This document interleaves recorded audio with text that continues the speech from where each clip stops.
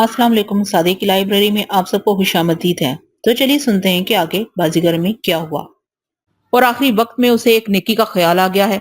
उसका लरसता हुआ हाथ मेरी कमर की जानब उठा और उसने मेरा कुर्ता पकड़ने की कोशिश की। तू विठल का लाडला है, उसने कराह कर कहा। ये कहते हुए उसकी गर्दन ढुलक गई। मौजदार के आदमी उसकी लाश पर झुके एक नकाबले बयान कैफियत से दो चार थे। अबे अपने हथियार डाल दो, विठल की आवाज ने चौंका दिया। उन सब का रुख एक आन में विठल और उसके साथियों की तरफ हो गया। कांते, शूली और लाला ने मुझे अपने बाजुओं में भर लिया था। वो अपनी आस्तीनों से मेरा पसीना खून पूंछ रहे थे। अभी हम जिंदा हैं उस्ताद विठल। मौजदार मर गया मगर इसका नाम लेने वाले भी जिंदा हैं। वह तवीलुल कामत पुरहैबत शख्स जो मौजदार से पहले मेरी तरफ बढ़ा था, अपना चाकू लहराकर और सीना फुलाकर बोला, घोशी। विठल की आंखें खून उगलने लगी। विठल, फैसला हो चुका है और हम ये फैसला दिल से कबूल करते हैं। बस अपने लाडले को यहाँ से ले जाओ और लड़की भी तुम अपने पास रखो। मौजदार का अड्डा उसके नाम पर चलता रहेगा। और कोई एहसान करना हो तो कर दे। ये एहसान नहीं, लाडले का इनाम है। इनाम? विठल जमीन पर थूक कर बोला, राजा जी इनाम दे रहे हैं। सुना तुमने कांते? राजा जी ने इनाम का ऐलान कर दिया है। वो हंसने लगा। विठल, बात ना बढ़ाओ, गोशी ने दबंग लेचे में कहा। हथियार रख दे गोशी, विठल ने नरमी से कहा। और तुम क्या चाहते हो? लो, ये पूछता है मैं क्या चाहता हूं। क्या मुझे जताना पड़ेगा कि मैं क्या चाहता हूं? विठल ने तमस्कर से कहा। तुम हम सबको मजबूर कर रहे हो। घोशी के हाथ में खुला चाकू था। विठल के हाथ खाली थे। उसके बावजूद वो आहिस्ता आहिस्ता घोशी की तरफ बढ़ने लगा। हाँ घोशी, मैं तुम सबको मजबूर कर रहा हूँ। विठल ने एक ही जस्त में जादुई अंदाज में उसका चाकू छीन लिया। मौजदार के तमाम साथियों ने उसके कदमों पर चाकू डाल दिए। सिर्फ घोशी खड़ा रहा। विठल ने गोशी से छीना हुआ चाकू बेनियाजाना फिर उसकी तरफ उछाल दिया, जिसे गोशी ने अपने हाथ पर ले लिया। गोशी, विठल ने प्यार से उसके कंधे पर हाथ रखकर कहा, मुझे तेरी बात पसंद आई, मैं तेरा ख्याल रखूंगा। अब इस लाश का बंदोबस्त कर, फर्श साफ करो और सब कुछ भूल जाओ, सुना? गोशी ने अपना चाकू भी उसके कदमों में डाल दिया। विठल ने बढ़कर उसे गले से लगा लिया। फिर विठल मेरी जानब घूमकर मुझे हैरत और इश्तियाक से देखने लगा। उसकी पलकें लर्ज रही थी। मेरा लिबास सुर्ख था। उसने मुझे अपने सीने में जकड़ लिया। जानी, लाडले जानी, तू विठल से क्यों छेड़ करता है? मैंने अपनी गर्दन उसके शानों पर टिका दी और फूट फूट कर रोने लगा। उसने मुझे अपनी गोद में उठा लिया। कोई है? कोई है कलकत्ते में? वो बुलंद आवाज में बोला, जो मेरे लाडले जैसा जोश रखता हो। सब ने विठल के गिर्द घेरा डाल दिया और मस्ताना वार मेरे हाथ चूमने लगे। सबके कपड़े खून से लाल हो गए। हर शख्स बारी बारी मुझसे बेतबाना बगलगीर होता, जोर से भींचता और फिर दूसरा उसे खींचकर उसकी जगह खुद ले लेता। सबों ने अपने चाकू दस्तों में गिरा लिए थे। मौजदार के तमाम साथियों के चाकू विठल के कदमों पर पड़े थे। विठल ने मुझे कांते के हवाले करके मौजदार की लाश पर खामोशी से चादर डाल दी। चांद मियां की लाश नंगी पड़ी रही। लाले, अचानक विठल की आवाज अमारत में गूंजी, चालू नमाज के बच्चों। ओ फिद्दे, शूली, तुम सब घोशी का हाथ बटाओ। अबे घुर घुर के क्या देख रहे हो? वो कोई तुम्हारे गैर हैं? अब सब अपने हैं। मौजी की लाश पूरी इज्जत से टकाने लगाना है। नाक मत कटवा देना विठल की। विठल की आवाज पर इमारत में अफरा तफरी सी मच गई। मौजदार की लाश उठा के साइबान के तहत पर डाल दी गई और चांदमिया की जमीन पर नल खोल के बाल्टियां फर्श पर बहाई जाने लगी। मौजदार विठल के हर आदमी के कंधे पर हाथ रखता और उसे गले लगाता रहा। उसने एक एक दो दो जुमलों में सबसे कुछ न कुछ कहा। जिन्होंने चाकू विठल के कदमों में डाल दिए थे, उनके चाकू वापस कर दिए गए। सब ठीक है? विठल ने बुलंद आवाज में पूछा। सब ठीक है उस्ताद, लाले ने जोश में कहा। चुप रह बे, विठल ने उसे झिड़क दिया। हाँ गोशी, काम ठीक तरह कर देगा या मुझे यहाँ ठहरना पड़ेगा? नहीं उस्ताद, तुम जाओ, लाडले के जख्म लगा है, जाकर इसकी मरहम पट्टी कराओ, हम सब निपटा लेंगे। गोशी के लहजे में उदासी शामिल थी। मैं यही चाहता हूँ गोशी, बाद में तुझे शिकायत ना हो कि विठल ने मौजी के साथ वो नहीं किया जो उसे करना चाहिए था। तू जैसा चाहे कर, पर देख दिल में मैल हो तो बात कर ले। उस्ताद इतना जलील मत करो, गोशी ने तलखी से कहा। हमें भी तुम जैसे उस्तादों के पाँव दबाते एक टाइम हो गया है। जो होना था वो हो चुका। मौजी एक बड़ा जीदार और बात वाला बंदा था उस्ताद। हमने चाकू तुम्हारे कदमों में डाल दिए और जुबान दे दी है। विठल ने कोई जवाब नहीं दिया। वो घोशी की बात सुनी अनसुनी करता हुआ कांते के पास आया, उसे इशारा किया और मेरी गर्दन में हाथ डाल के दरवाजे पर आ गया। बाहर कई टैक्सियां खड़ी थी। कांते, विठल और मैं एक टैक्सी में बैठ के बाकी लोग दूसरी टैक्सी में बैठे। विठल के आदमी की बड़ी तादाद मौजदार के अड्डे ही पर रह गई थी। उनमें बाद में पहुंचने वाले आदमी भी शामिल थे। शायद जिसको खबर मिली थी विठल मौजदार की तरफ गया है, वो इसी तरफ आता गया। गाड़ी गलियों से गुजरती रही। विठल गुमसुम बैठा हुआ था। मैंने अपने बाजू को हरकत दी तो वो चौंका और मुझे खुद से करीब करके बोला, क्या हाल है शेरा? ठीक हूं, मैंने आहिस्तगी से जवाब दिया। वो तो मैं भी देख रहा हूं, वो तेजो तुंद लहजे में बोला। हमने तो चूड़ियां पहन रखी थी ना लाडले, हम तो मर गए थे ना, تو نے ہمارا بھی کچھ خیال نہیں کیا؟ میں نے کچھ کہنے کے لیے لب کھولے لیکن الفاظ میرے ہونٹوں پر لرز کر رہ گئے۔ اس نے خاموشی اختیار کر لی اور ڈرائیور کو گاڑی تیز چلانے کا حکم دیا۔ اسی لمحے کانتے اگلی نشست پر کسی خیال سے بدک گیا۔ استاد سالے لونڈے کام خراب نہ کر دیں، اس نے رازدارانہ انداز میں کہا، کوئی کتے کا بچہ کا مسل نہ نکل آئے۔ ابے تو لونڈا ہے، وہاں جو تیری بہن کے یار چھوڑے ہیں وہ کس لیے ہیں؟ وٹھل چمک کر بولا، میں نے ان سے کہہ دیا ہے کہ بات بدلی تو نقشہ بدل جائے گا۔ وٹھل کے تیور دیکھ کر کانتے کو کچھ اور کہنے کی ہمت نہیں بڑھی۔ ٹیکسی پیش در پیش گلیوں کے چکر کاٹتی ہوئی وٹھل کے اڈے پر پہنچ گئی۔ مکان میں اچھی خاصی بھیڑ لگی ہوئی تھی۔ وٹھل کے دہلے پر بنبناہٹ سی ہوئی۔ وٹھل ان سب کو نظر انداز کرتا ہوا اپنے کمرے میں چلا آیا۔ اس کے پیچھے کئی اور لوگ بھی اندر آ گئے۔ ان میں ایک قبیل حبسہ پستہ قد ادھیڑ عمر سیارو شخص بھی تھا جس کے چہرے پر بے شمار نشان تھے۔ کیا بات ہے؟ اس نے وٹھل کی کمر پر ہاتھ رکھ کر پوچھا۔ آج ادھر کیسے جانا ہو گیا؟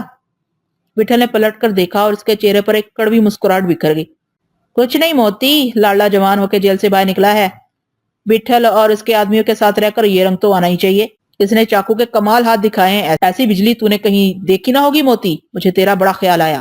پر ہوا کیا تھا وٹھل؟ موتی نے گھبرائے ہوئے انداز میں پوچھا۔ ہوتا کیا؟ لاڈلے نے اس تیسمار خان کو ختم کر دیا۔ موجدار کو؟ موتی ہڑبڑا کر بولا، نہیں، اب حجت بعد میں کرنا۔ وٹھل نے مجھے بستر پر لٹاتے ہوئے کہا۔ نصیب میاں میرے پائنٹی شرمسار کھڑا تھا۔ وٹھل نے اسے میرے جسم کو ہاتھ نہیں لگانے دیا۔ میرا کرتا پھاڑ کے اس نے شانے کا زخم دیکھا۔ سالے سے چاقو چلانا بھی نہیں آتا تھا اور بنا پھرتا تھا کوتوال کا بچہ۔ دیکھ موتی کیسا اوچھا وار کیا ہے، دیکھتا ہے کانتے؟ یہ ہے موجی استاد، موجدار، کلکتہ شہر کے ٹھیکیدار کا ہاتھ۔ وٹھل نے زمین پر تھوک دیا۔ چاقو سے میرے شانے کی کچھ کھال ادھڑ گئی۔ کچھ ہی دیر میں جرا آ گیا۔ نصیب میاں نے گرم دودھ کا ایک گلاس مجھے اپنے ہاتھ سے پلایا۔ میرا لباس تبدیل کر دیا گیا۔ مجھے اپنے ارد گرد یہ جمگٹ دیکھ کر الجھن ہو رہی تھی۔ ہر شخص کی نگاہ مجھ پر مرکوز تھی۔ جب جرا معمولی مرم پٹی سے فارغ ہو گیا تو موتی میرے پاس آیا اور میری آنکھوں میں اپنی چھوٹی مگر چمکدار آنکھیں ڈال کر مجھے گھورنے لگا۔ میں نے نظریں نہیں ہٹائیں۔ او شاباش! وہ دونوں ہاتھ سے میری پسلیوں پر گھونسے مارنے اور کہکے لگانے لگا۔ مجھے آنے میں دیر ہو گئی بچو، ساری گاڑی نکل گئی، ورنہ میں رات ہی تیرا دیدار کر لیتا۔ موتی نے میرے ہاتھ چوم لیے۔ موتی تو ذرا میرے ساتھ چل، وٹھل نے اسے کھینچتے ہوئے کہا اور کانتے کو ہدایت کی کہ وہ میرا خیال رکھے۔ وہیں جا رہے ہو نا استاد؟ کانتے کی زبان سے یہ جملہ نکلا ہی تھا کہ وٹھل نے اس کے منہ پر ایک زوردار تماچا رسید کیا۔ کانتے کا توازن بگڑ گیا، وہ پلنگ پر گرتے گرتے بچا، پھر اس نے نظریں نہیں اٹھائیں۔ وٹھل کسی تاخیر کے بغیر موتی کو ساتھ لے کر کمرے سے نکل گیا۔ اس کے جانے کے بعد میں نے کانتے سے وٹھل کی پریشانی کی وجہ پوچھنی چاہی، حالانکہ وہ مجھے معلوم تھی۔ کانتے نے کوئی تبصرہ نہیں کیا، بات گھما کر مجھے سے پوچھنے لگا، بھلا تو موجدار کے اڈے پر اکیلا کیوں چلا گیا؟ کیا تو یہ سمجھتا تھا کہ استاد گھبرا کے لڑکی اس کے حوالے کر دے گا؟ نہیں، وہ کوئی اور بات تھی، میں نے ناگواری سے کہا۔ اور کیا بات تھی؟ وہ آنکھ مار کر بولا، لڑکی ہی کی بات تھی۔ تو نے پہلے چاند میاں کو پچھاڑا تھا، اب ہم سے بات مت بنا۔ استاد تیرے غائب ہو جانے سے بہت پریشان تھا، تجھے چاقو اور 5 روپے دینے پر نسیم میاں کو نہ جانے استاد نے گالیاں دے کر چھوڑ دیا۔ کوئی دوسرا ہوتا تو اس کی لاش پڑی ہوتی۔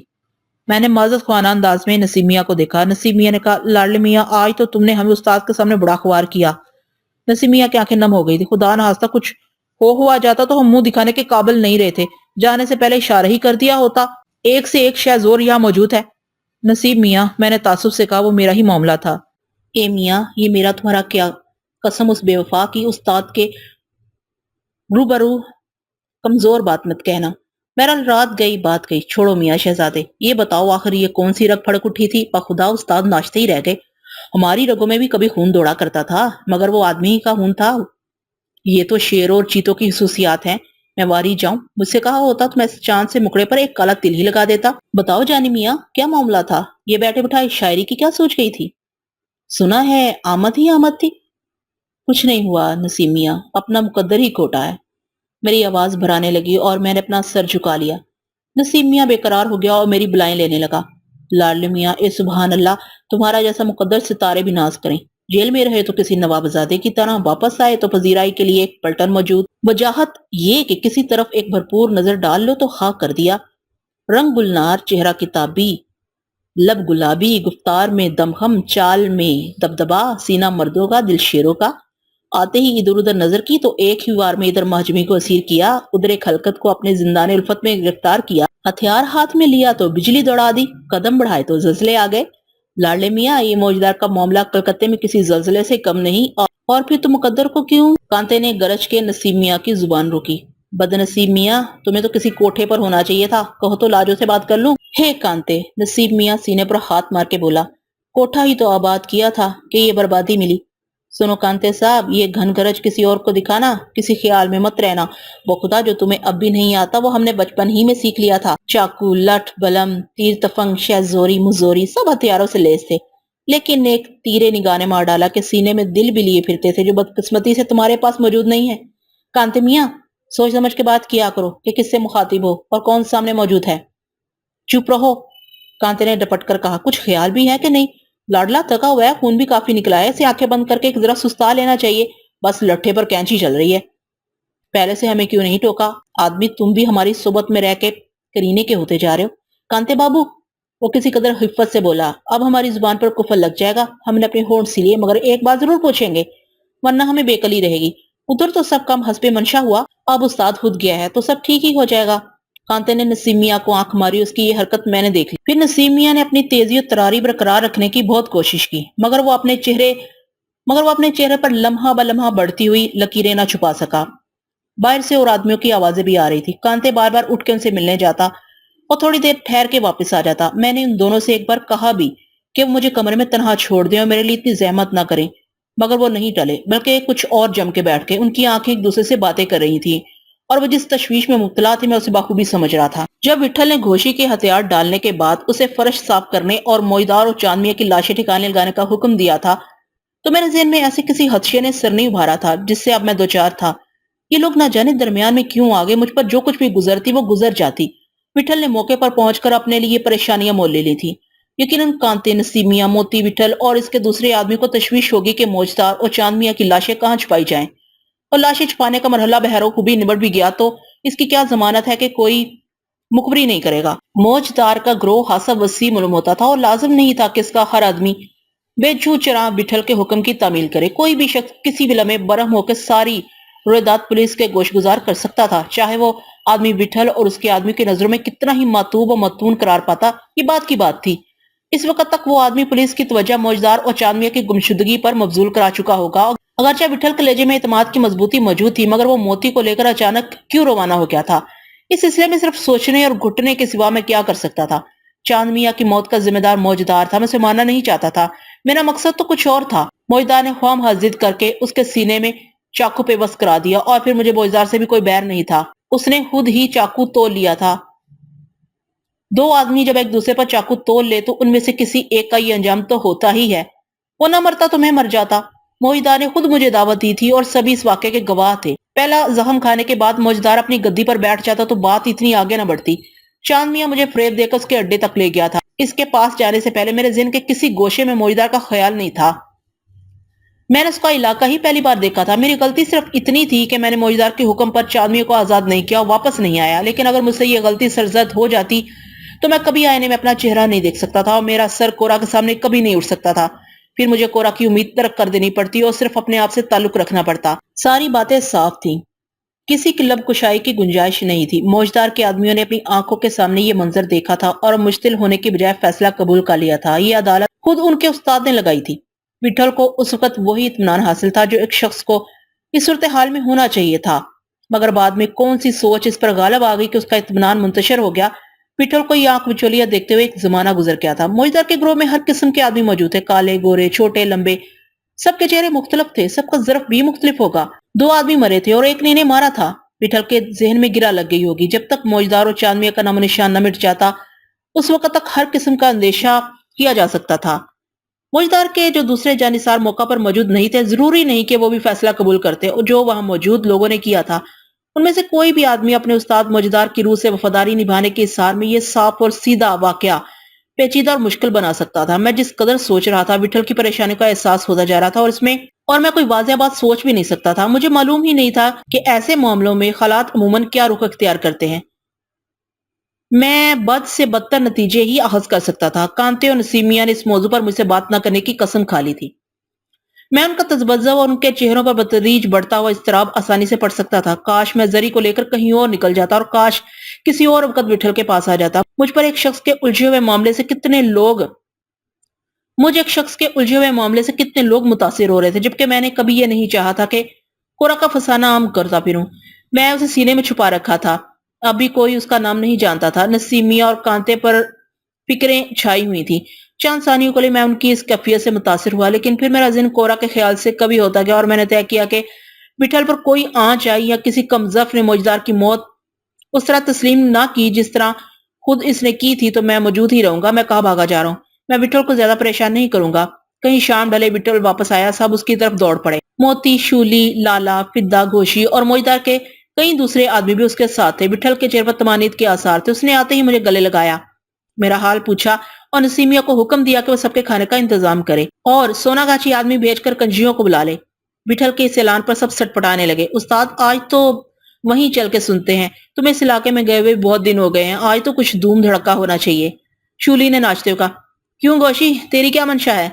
وٹھل نے ہنستے ہوئے کہا، اب ان لوگوں کا بھی کچھ خیال کر، فکر چھوڑ۔ نہیں استاد، گوشی نے نیازمندانہ کہا، مجھے کوئی فکر نہیں ہے، میں ان لوگوں کی خوشی میں پوری طرح شریک ہوں، یہ اب میرے ہی ساتھی ہیں۔ ہائے مستانہ، موتی نے گوشی کی کمر پر زور کا دھپ مارتے ہوئے کہا اور پھر وٹھل سے بولا، کیوں وٹھل، کیا تیرا دیوارہ نکل گیا ہے؟ نہ رنگ نہ بھنگ، گھوڑا لگوا دے، بس اب برداشت نہیں ہوتا۔ ناچ میں کیا حق مزہ آئے گا، گھوٹے میں کیا مزہ رہ گیا موتی؟ گودی سے ایک نمبر کی ولایتی میم آتی ہے، مگر آج میں کسی کو اس کی اجازت نہیں دوں گا۔ کیوں؟ موتی ناراضی سے بولا، آج ہی تو دن آیا، سالی کچھ عجیب ہوا چل رہی تھی، میں نے تو آنسر سول میں اکتا کر 3-4 کو دریا پار اتار دیا تھا، تمہاری طرف سے چپ لگی ہوئی تھی، معلوم ہوتا تھا جیسے سب مر گئے ہیں یا مرگٹ میں رہنے لگے ہو۔ کل تو بڑا نقشہ جمع تھا استاد موتی، نسیمیہ نے ہاتھ نچا کر کہا۔ او نواب صاحب، کیا ایسا سوکھا ہی ٹرکاؤ گے؟ مہمان آئے تمہارے گھر، کیا تم بھی انہی جیسے ہوگے؟ نسیمیہ، لگا دو چٹائی، موتی ترنگ میں بولا۔ آج رہنے دے موتی، بات مانا کر، وٹھل نے اسے تھپک کے کہا۔ موتی جزبز ہوا لیکن وٹھل کی بات مان گیا۔ وہ سب ایک بڑے کمرے میں آگے اور بات بات پر کہکے لگانے لگے۔ وٹھل نے مجھے اپنے قریب ہی بٹھا لیا تھا۔ دوپہر کو ان لوگوں نے شاید کھانا نہیں کھایا تھا۔ نسیمیہ اور لالے نے نہ جانے کیا کرشمہ دکھایا کہ 2 گھنٹے کے اندر اندر کھانا فراہم ہو گیا۔ رات تک اس کمرے میں تل دھنے کی جگہ نہیں تھی۔ وٹھل کے سامنے رکھے ہوئے تشت میں مٹھائی کے تھیلوں اور پھولوں کے ہاروں کا انبار لگ گیا تھا۔ جو آتا سب سے پہلے وٹھل کے ہاتھ چومتا، مٹھائی پیش کرتا، اس کے گلے میں ہار ڈال کے میرے پاس آتا اور میرے گلے میں ہار ڈالتا، میری پیشانی چومتا۔ وٹھل نے بہت سے ہار دوسرے لوگوں کے گلے میں ڈال دیے تھے، میں نے بھی اس کی تقلید کی۔ کھانا کھانے کے بعد کوئی رات کے 10 بجے موتی نے وٹھل کو اٹھایا۔ وٹھل کچھ آمادہ معلوم نہیں ہوتا تھا، مگر موتی کے اصرار پر گھر سے باہر نکل آیا۔ میرا ہاتھ اس کے ہاتھ میں تھا، گلی ٹمٹموں کی گھنٹیوں سے گونجنے لگی۔ وٹھل نے چند آدمیوں کو اڈے پر رہنے کی ہدایت کی اور ٹمٹم میں سوار ہو گیا۔ اس کے دائیں طرف میں، بائیں طرف موتی بیٹھا تھا۔ سامنے کی سیٹ پر گوشی اور کانتے تھے۔ ہماری ٹمٹم کے پیچھے کئی ٹمٹمیں چل رہی تھی، وہ جس طرف سے گزرتی بازار میں شور مچ جاتا۔ موتی وٹھل کی کمر سے اپنا ہاتھ گزار کے بار بار میری کمر میں گدگدیاں کرتا تھا اور مجھے اس کی ہر حرکت پر مسکرانا پڑتا تھا۔ ایک چوراہے پر جا کے یہ قافلہ ٹھہر گیا اور سب لوگ سواریوں سے اتر کر ایک جگہ اکٹھے ہوئے، پھر منتشر ہو گئے۔ ان کی باتوں سے مجھے اتنا اندازہ تو ہو گیا تھا کہ وہ ناچ گانا سننے کی جگہ آئے ہیں۔ میں نے اس سے پہلے اس جگہ کے متعلق سنا ہی سنا تھا۔ گلی میں داخل ہوتے ہی ہارمونیم، طبلوں اور گھنگروں کی آوازوں نے ہمارا خیر مقدم کیا۔ ہم 5 آدمی، کانتے، گوشی، موتی اور وٹھل ایک ساتھ چل رہے تھے۔ دوسرے لوگ ہم سے کچھ فاصلے پر مختلف ٹکڑیوں میں بٹے ہوئے تھے۔ یہ گلی عام گلیوں سے قطعی مختلف تھی۔ یہاں گھومنے والے لوگ بھی عام آدمیوں سے علیحدہ معلوم ہو رہے تھے۔ میری رگوں میں سنسناہٹ سی ہونے لگی۔ جدھر نظر پڑتی وہاں روشنیوں میں چمکتی دمکتی لڑکیاں دکھائی دیتی۔ ایسا معلوم ہو رہا تھا جیسے ان کی جبینوں اور رخساروں پر ستارے اگائے ہوں۔ گلی میں وٹھل داخل ہوا تو لوگ 10-10 قدم پیچھے ہٹ گئے یا آگے بڑھ گئے۔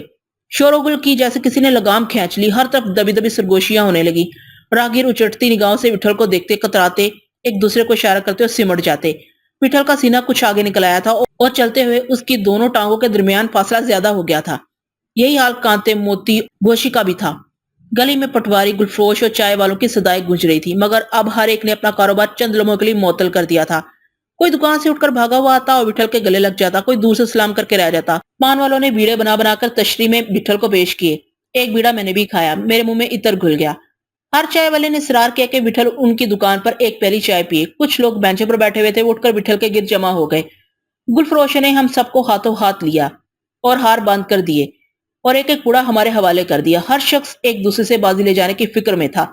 ہر شخص کی خواہش تھی کہ وٹھل اس کی دکان پر ایک لمحے کے لیے صحیح مگر ٹھہرے ضرور۔ وٹھل ایک خفیف سے تبسم سے ان کے سلام کا جواب دیتا اور ان کی صداؤں پر سر ہلاتا ہوا آگے بڑھ جاتا۔ جب ہم گلی کے نکڑ سے گزرتے ہوئے دوسری گلی میں داخل ہوئے تو بے داغ سفید کرتے اور دوپلی ٹوپی والے ایک دبلے پتلے پٹواری نے ہمارا راستہ روک لیا۔ 3 پرچی سلام کیوں کہنے لگا، ایسے نہیں جائیے گا، راستہ ہم نے بند کر دیا ہے، ہماری لاج سے گزر کر آگے جائیے گا۔